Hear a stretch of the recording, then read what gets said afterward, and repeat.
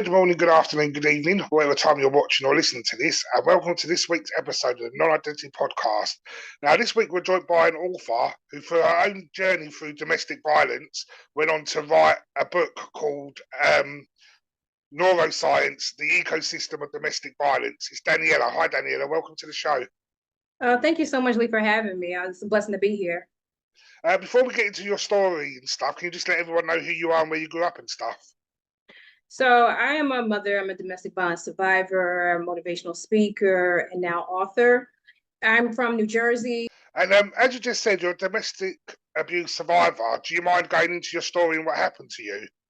Sure. So during I would say my senior year of college, I met my abuser in a class. We were in a Spanish class. And throughout that time, we actually became friends. I didn't know him at first, but through one of our assignments in school, we became good friends and fast friends, knowing that we pretty much were a few hours away from each other, being from the East Coast. As you know, in America, depending on where you go to college, especially in the South, it's not a lot of East Coasters that travel down south for college. So it's far and few between. And so it was nice to converse with someone who actually was kind of similar in the culture a little bit. And throughout that time, we were both actually dating separately, different people at the time. And we ended up being very close where, he used to fix my car, he used to walk me to class, and didn't think much of him as just a good friend. The trivial point was where my mother, she committed suicide at the age of 44. Thank you. 6 weeks after I graduated from college, I was 22 years old. And throughout that time, the friendship was definitely still there, but, he was there. I saw him in a different light where he was there for me as a friend, as amongst other friends I've had. And, he was definitely checking up on me and my family who came down south to, be there for the funeral. And we had two different memorial services down in Nashville and also in New Jersey. So we had, a lot of people tend to my family, and he was one of those people. After, let's say, 6 months after that situation happened, we ended up reconnecting because for a brief time, I moved back to New Jersey, where my family was, and then resumed back to living back in Nashville. And, for that point in my life, everything has, turned upside down because I was planning to leave Nashville, wanted to go to grad school, wanted to do, a lot of different things, but the passing of my mother really halted me. It just stopped everything. And so I wanted to transition back to New Jersey. And, so this particular day, my ex-husband, he said, hey, I'm going to my home. Why don't I just, you can ride with me and then, drive up there. So I said, okay, that was great. And so we were excited about this road trip because this is one of my first road trips going out, back east to anybody at that time. And I found out that during that specific moment that one of his relatives just explained to me, like, hey, Danielle, like, he actually likes you. And I said, well, I had a girlfriend. Like, what does that have, why is he telling me this, or why are you telling me this? And basically encouraging, more so encouraging, like, hey, you should talk to him and whatnot. He really likes you. So on the road trip, I actually did confront him and ask him, like, hey, your cousin said that, like me and whatnot, and thought you had a girlfriend and all these things. And mind you, I've seen her, we, around each other. So it was like, okay, didn't you have a girlfriend? And he was like, yeah, I do like you and whatnot. And then over time, it was turning into, no, well, she's not my girlfriend. And, she stays with me, but, it was one of those things. And yeah, foolishly and naive, I believed him because it's like, well, why would he lie? Why would he lie? That was my main thing, because I didn't think that he would lie to me as a friend. I didn't think that that's where we were in that point of our friendship. And so throughout that time, I saw little things because, we did start dating. We started getting closer, and it started with the emotion. It started, and the thing is that people don't understand is that it's not, a physical, the first time you date them, it's an immediate physical. It's not, it's more of, they're putting you on a pedestal to discard you, to devalue you, to bring you up, to pull you down type of situation. And, first few weeks, like, you're going to be my wife. That was the first thing that was coming out of his mouth in the first few weeks of our relationship, and me being at 22, I'm like, oh, this is, he wants to be with me, he wants to, all this whirlwind romance. But then I started hearing the abuse, and I started hearing emotional abuse where, calling me out of my name because of, I didn't know certain artifacts about him, certain little trivial things about him that I did not know about him at all in the beginning. And it just turned into little arguments from that point. So I'll say, like, let's just to skip over things. He had his own little mental health issues. And at that point, I was pregnant with my first son. We later on ended up having to reconnect. And not to say we lost touch, we never really lost touch, but it was, he had to tend to his own mental health issues, and I had to prepare for my child who was coming into the world. And that was, getting my financial affairs in order while living back in New Jersey as now a mother. And so my thing is that at that time with him, it was, I gotta say, it was a little difficult for me because, while I am grieving my mother's death, I also was dealing with different variables where, when we did talk about getting married and my ex-husband was asking for my family for the blessing, and I had a relative who was completely destroying my character and, saying, well, you don't get my blessing because she has to handle business, all because they wanted the money that I received from my mother's passing. Say, well, she doesn't pay us money, she's not paying us. And, it just spewed into this whole thing where, because of them explaining this or destroying my character, that you basically handed me to him. You basically gave the message that you did not care what happens to me because this is what we feel about her anyway. And so, with that said, I was basically in this situation where, okay, I have to prepare being by myself, being this, mother now, and he's down where he is with his family. And so as that time progressed, he did end up coming back to live with me. We became a family, I'll say, and we weren't married yet. And we lived in a apartment owned by this organization where the woman who owned it was a pastor, and explained to me that said, hey, you guys got to get married. Either you get married or he can't stay there because I don't tolerate shacking up. So we eventually did get married. And the night before we got married, my ex-husband explained to me, he said, as we were arguing, he pins me down and says, hey, like, you're my wife now. I can do whatever I want to you. And that's how I'm paraphrasing that, And so with all of that, that's the night before we get married. And it was a terrifying moment. And I say for myself, I did not know how to get out of it. I personally did not know how to, I was not strong enough personally to get out of that situation before we even got married.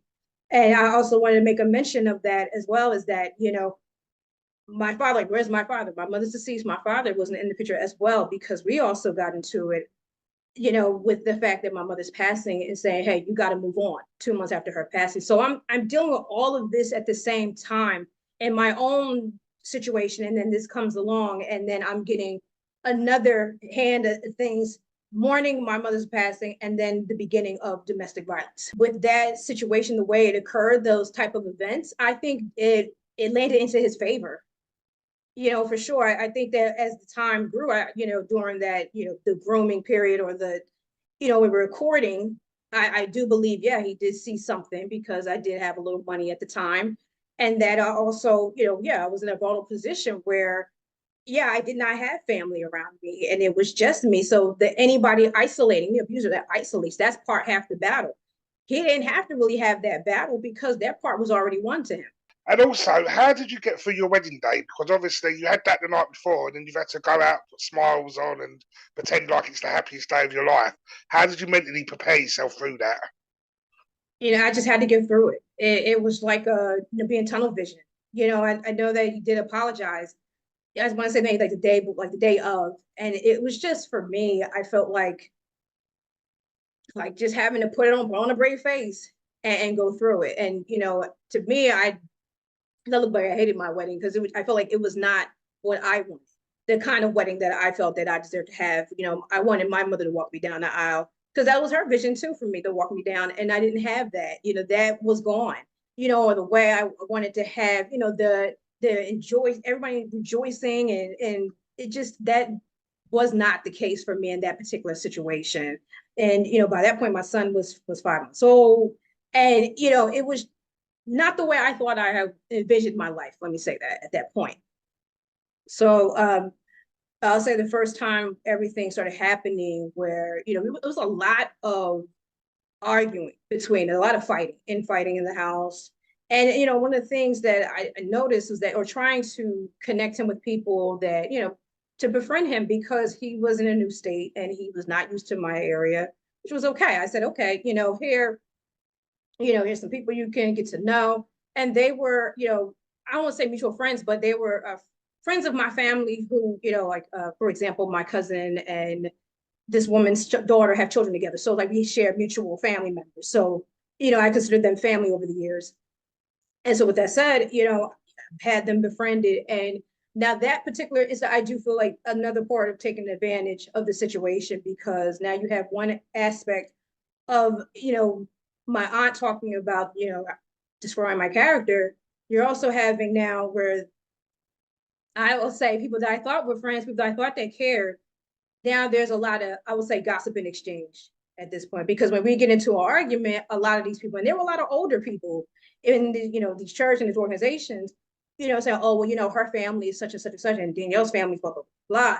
And the betrayal that was for me, because these same people buried and eulogized at my mother's funeral, my great aunts, my grandparents, both of them. So I thought I had a real, family thing with them. And for, them, it was just like, well, I feel there was a lot of exchange or trying to embark on, well, that family's crazy anyway. That family's this.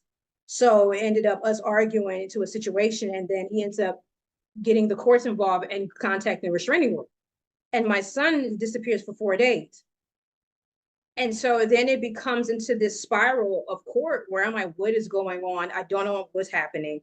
We're fighting, and then it becomes this big thing, this major thing within courts where the judge is trying to get me to do visitation with my kids. And the one thing that spiraled at this point, I end up reconnecting with my family. So just to FYI, just to let you know that it's in my life, it was like back and forth between my ex-husband and family, back and forth. It was like the what do you call it? The lesser of two evils. Yep. So then I talked to mom, and she's like, well, Dan, this is the first time that you didn't fight for yourself. And that's when everything kind of kicked in. And so I need to speak with someone. I need an emergent hearing. I need to get this stuff squared away. Where I talked to an advocate out here, and this woman, she's my hero, name is Sue. And I explained to her, like, one, I'm my son's main caregiver. I don't understand why he just disappeared that way. And I found out later that they also advised him to get a restraining order, these same people. So I was basically, telling him, like, look, I'm his main caregiver. I don't know where my child is. I, for 4 days, have not slept and can't eat nothing, and basically Sue, what she did was she contacted his mother, my ex-husband's mother, meanwhile helping me get a restraining order as well, and telling his mother that if you do not get here by 7:30 with that child, we will have you in contempt of court. You will be arrested. And 7:30 on the dot, she brought my child and we were reunited. And it was just, to this day, I still don't know where he went to this day. And so it's like for years on, and it was like that, where we were getting courts involved, restraining orders, getting what we call child protective services, DCPMP, where we were getting, all of these agencies involved, all of these court legal systems involved, because it was it was a chaotic marriage. One particular, just to fast forward, I had 2 sons in total, but one particular incident, I'll say in like 2016, where we were arguing again, fighting, and I was watching the movie by Tyler Perry, Why Did I Get Married? And just so happened to get into this argument.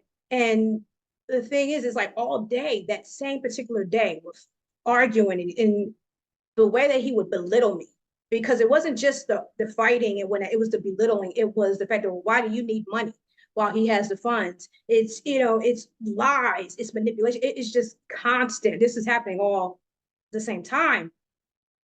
And, and the thing is that particular day was like, oh, well, you can't really give birth because I had 2 C-sections. Like, are you kidding me? Like, it's just things that was just so chaotic and crazy.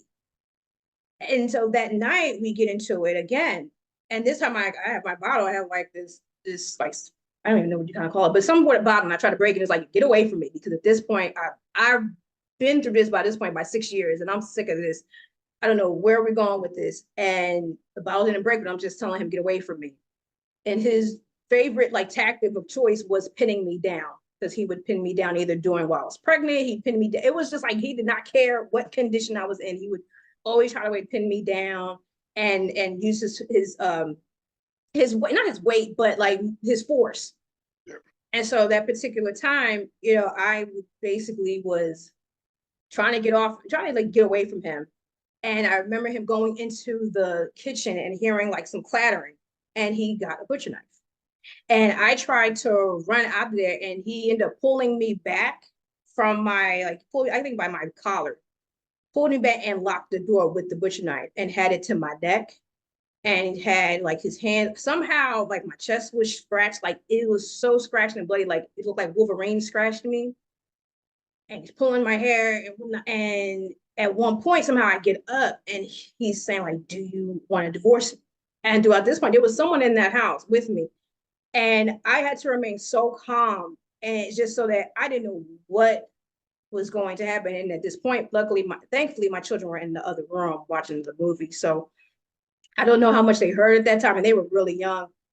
But I had to, I really had to be calm. And so when he finally put the knife down, I pushed him as far away from me as I could. We end up fighting again, and then he gets an iron, like an iron that you iron your clothes with. And as he's getting the iron, that's when I run out of that apartment. It's the dead of winter, January 5th. Like, so that's very cold. And if anybody sees it from that time, it was like, I don't remember if it was snow, but it was freezing out there. Ran outside with no coat, no shoes, no socks, no nothing. And just ran downstairs. I had ran outside as he's chasing me. And somewhere I'm hearing like run zigzag. And there was this hill I ran, and I did run zigzag, and ran to a friend's house who lived in the same complex as I did, and I'm screaming for help. And I'm banging on her door like, I need you to help me, I need you to help. And she comes and she opens the door, she's like, oh my God. And I'm telling her what happened. Her friend calls the cops, and the cops ended up bringing me in and bringing my ex-husband in. And they found out that they lied, that there was no knife. The third person who was there said, oh, there was no knife. No, there was no butcher knife. We didn't have a knife here. And this is crazy, because at the same time, this is the same person, and that because he had a witness, that they used me as a suspect. So in New Jersey, like, it's really much when it comes to restraining orders, it's a first come, first serve. So whoever gets the restraining order, that means you get the apartment, you get the kids, you get all of that. And then the other party has 15 minutes to get their things with the police escort. So for that, he was able, because of the police, he was able to go ahead and get his things first. And meanwhile, I had to get or get his restraining order, and I had to get out of the apartment. And with all of this, we had to fight back and forth in court, where I had to prove that, number one, that it was a being victimized here, for one. Two, that, my children weren't in the safe care because of the same fact that this is going on. And I'm seeing the patterns of, like, even with their schooling, because when we had 1 week on, 1 week off schooling, as the court was ruling in that favor for us to have visitation with our kids, that we were supposed to have 1 week on taking the kids. I'm taking my kids to school on time. I'm taking my kids, they're clean, they're dressed, they're everything. The week he had them, they're not there that week. They're barely come to school on time. I mean, it's a disarray. And I had to constantly have the schools, get involved, because the schools were complaining to me saying, hey, he's not showing up. They're not showing up. What's going on? And so it was just that long battle. Right. So a lot of people watching or listening, obviously we're not emotionally involved. Right. But just say to you, why not just leave? What was keeping you there? Why did you just not go when things were starting to happen? Well, here's the thing that people aren't understanding, especially in America. There's not a lot of things in place. There's not a lot of resources that, that really can help a victim get out. The restraining order is not the end all be all. Let me just say that it is helpful, yes, but it is reactionary. And what that means is that, you know, if that paper is there, if someone wants to truly hurt you, they're not going to let some piece of paper get in the way of that. That's one. Two, it's very hard to really rebuild yourself back up after being in a domestic violence situation, because it's almost this, and it's what I talk about in the book, that it is, you know, your brain is being rewired. You're being groomed to be this person's control, this puppet of this control. You know, this person where I'm saying that this person that you love, this person has taken your love to manipulate you, to control you, to exploit you for their own personal gain. And way you're believing that this person loves you, and you're hoping that this person is loving you. And so eventually victims are paying the price of loving this person, because the abuse, you know, the root of it is within an abuser. And that's what I would understand. Like, you know, even though you said, why do victims leave? But the problem is that it's in the abuser. Why is this abuser comfortable enough to put their hands on the victim? And victims, you know, they're not able to navigate the legal system.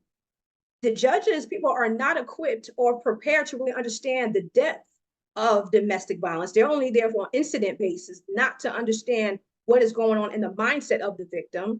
Two, there's also, you know, there's abusers who are in programs for them, but they have to be court-ordered unless they choose to volunteer. And let's be honest, abusers aren't volunteering to say, hey, I'm an abuser. They're not going to tell you they're an abuser, you know? So you have those situations. And I know from when I spoke with the officer, explained to me that both, I know from domestic violence, there's not really like a domestic violence charge on its own standing. There's a domestic violence under simple assault, under, you know, stalking, under harassment, under things like that. So the degrees of the consequence is lesser. So it could be in jail for 3 days and that's about it, but it's not a real penalty. So it's, you know, so the thing is, when you have all these outside situations happening, it's very difficult to try to get out of that situation. Not to mention, you also have their enablers who are condoning this or helping them get out of it. And in the meanwhile, you have victims who are, you know, dealing with family members who aren't supporting them because they're judging, well, you deserve it. If you're staying there, you need to get out, but they're not providing the excess need that a victim truly needs. And also wanting to introduce the victim defendant, where victim defendants who are fighting back, who are trying to defend themselves, are also being charged, you know, whether they're, you know, severely beaten the abuser or they've killed them. And then they're heavily penalized and, you know, arrested and taken away. So it is such a layered, complicated situation that needs a complicated answer. What was the last straw? Was this a planned leave, or did something happen that brought it to a close? Something happened. And so what it ended up happening, so March, no, I would say not March, let me say May 2018. And my ex-husband at that point, he was constantly out and with whomever at this point. And so my oldest son wanted to spend time with his father. And he had my son out till 4 o'clock in the morning. And I was very upset about that and irate. And same person was at this house, the same third person. And so I was very upset about that because, again, you have my child out till this time. My child was 7 at the time. You don't need to have a 7-year-old outside at 4 o'clock in the morning, you know, and just to me, it was just irresponsible and careless and reckless. So he brings my son back and we pretty much argue that entire morning. And then I confronted him basically saying, oh, it's about him cheating. And so also, are you with this person? And then he just blows the gas, gets upset, gets angry, starts putting his hands on me, trying to pin me and pull me up against, you know, my, like against the wall, push me against the wall and not let me go. And at that point, my youngest son, who was 4 at the time, he wakes up and he sees me and he's trying to run towards me. And I said, no, stay back, because I don't want you near this. So he's witnessing this. And one of the things that, you know, was happening during the arguments is that my youngest son was trying to raise his hands. He's like, you know, trying to raise his hands so that someone could lift him up, either me or his father. And I felt like it was more him like using a de-escalation tactic in a way, even though he was 4. And one of the last thing for me was him saying, I can kill you with my bare hands. And I'm sitting down, my son was sitting next to me, and then the third person was right there. As he's leaning towards me, my son is staring at him. And he says, I can't do it because he's watching. And at that point is when everything was like, okay, I'm done. I'm done. I don't care if I have to call off this marriage. I'm done. You know, if I couldn't fight for myself in the way that I need to, and I trust me, I tried to fight for myself, but in the way that I needed to, I definitely was like, I'm going to fight for my children in that manner. And so that's when everything kicked off. And ultimately, my ex-husband actually abandoned my family. And that's some of the things that they don't talk about. Abusers, they actually do like discarding. So they already have their new supply ready and waiting, and then they discard the current supply. So with me, that's what happened. And the next day, I filed my seventh restraining order, and I began to file for a divorce.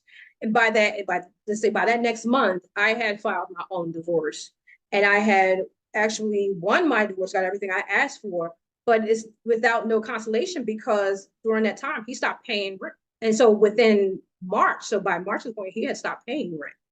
And I had to fight and work and hustle to get my money up to get into the apartment where we ended up being homeless, living at the bottom of a barbershop in a basement. And it took different organizations to help. It took different, people to help my family to get us into a transitional housing. And so from that point, I started advocating for myself and fighting and talking to different organizations and events and politicians, because it was like, enough's enough. This is insane that this has happened to so many people, and that the fact that the needs aren't even met so that we could survive. And with that, even with the talking about it, people were, they were sorrowful, but it wasn't enough to get them moving and saying, you know what, we need to do something about this. So that's when I started to write the book and start doing research on this book. So the book's about understanding domestic violence, where it's basically, like I said, it's not a simplified situation here. And so with that is understanding that the problem of the abuser starts with the brain. And so one of the things that I talk about is how that, let me just say, I am not a neuroscientist. I have my degree is in communications, but my thing is that I attended a online research academy. I was able to, under her guidance, I was able to actually, research different case studies, different, scientific literature, where understanding that there's a lot of information pertaining to the brain and that correlates with domestic violence. And part of that I explain is that within which right here, the prefrontal cortex, is that if there's any damage to the brain, that it can cause a person to be more violent. And it can also, within the brain, there's a lot of, we see the plasticity, we see the ridges, like little grooves in the brain. And that if there is what is called like gray matter, and that part is, if there's a reduction in that part, then that also shows that there is some mental health, meaning schizophrenia. And so so in the brain, we have what's called the limbic system, which regulates our emotions. Well, if that part of our brain is not regulated, if there's no balance to it, then it's dysregulation. And so that person is unstable. And so that's where we need to start with understanding that. So I compare the information to the ecosystem, because, as a biological term that we're all familiar with, that is, it affects the sun and the trees and how we affect as people. However, with domestic violence, we're all interconnected, because we have this situation with the brain, as I compare it to the atoms. Then I go into the levels of it as the emotions. I talk about the victims, abusers, victim defendants, enablers. I even bring children into it, all the way to how entertainment shapes us, how Congress, well, for American culture, Congress shapes, our society with the laws, as well as the societal aspect of it. So it's a lot of information, that is coming from the scientific literature reviews, coming from interviews from all sorts of walks of life, including the psychologist, sociologist, former CPS worker, police officer, all the way to even talking about my personal experiences. And if people want to get the book, where can they get it from? So you guys can get it on Amazon. I don't know if you guys have Barnes & Noble online. I'm not 100% sure. Okay. So the biggest thing is I would say Amazon, because I'm sure like it's in every, country. I will say that. But yeah, the biggest thing, Amazon online. Going through what you went through, and I know you understand the pattern and all that, have you been able to let your guard down and try and love again, or are you got a big defense wall up? I think for me, it's more so that's where it is actually trying to heal about it because it has taken. I mean, I was in that situation for 9 years. So for me, I need to get back to me. I've had a couple of suitors that were interested, but at the same time, I know where I stand and I know how I am. And one of the also most important things is that I also want to tend to the healing of my children because, like I say to them, I can always get somebody else, but at the same time, they lost their father in this situation because I had my restraining order and my ex-husband, he left and created with his mistress and another family or another broken families. Let me say that. So I want my time to focus on my family, focus on myself, focus on furthering my research rather than, going to intentionally to seek out love because love will find me. They'll find a way to get to me if it's meant for me. Unfortunately, we're coming towards the end of the interview, but I've got one last question, and this question I ask every guest. Now, your answer will not change what's happened to you in your life journey so far, but if you had 30 seconds with your 13-year-old self, what would you say? That's a good question. You're going to have a hard time in your future, but you're going to have the strength to get it through. Just keep going. Well, thank you so much for being a fantastic guest, and we'd love you to come back on anytime you want. It's been a real pleasure meeting you, and thank you so much for your time. Thank you. Thank you.